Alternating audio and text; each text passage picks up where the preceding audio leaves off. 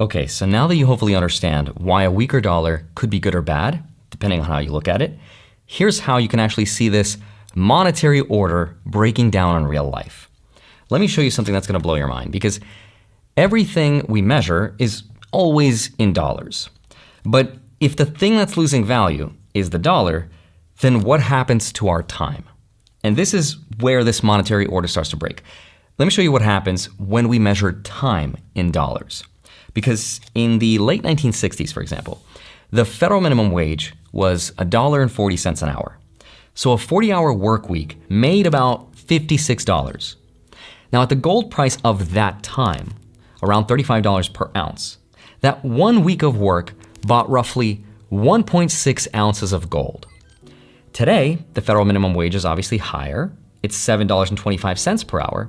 So a full week of work makes about $290. Obviously a lot more than 56.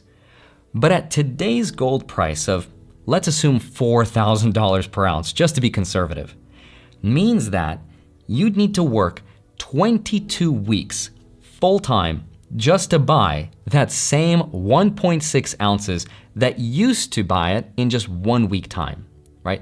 That's because we're measuring the value of time in weaker and weaker dollars. That's what most people do, and that's why they can never get ahead. Okay then, so the next question is, why was the ruler, the dollar, allowed to be shrunk in the first place? Because that seems unfair. And it was allowed to do that because that is the monetary experiment we are living through right now. That is Keynesian style economics. And that's how a debt-based monetary system that's built on credit works. An easy way to understand it is like this. If I lent you this $10 bill, let's say this $10 was all the money in the world, just this $10, for example. But then I charged you a small 1% interest for borrowing it. The question is, where will you get the money to pay me the interest from? If this is all the money in existence, where do you get the interest? You couldn't pay me back. There's no more base money.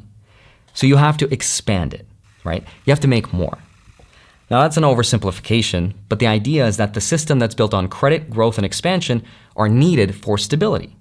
That is how, for decades and decades, the US ran what was basically a consumer of last resort model, meaning the world made stuff, sold it to America, it earned dollars, and recycled those dollars back into US assets.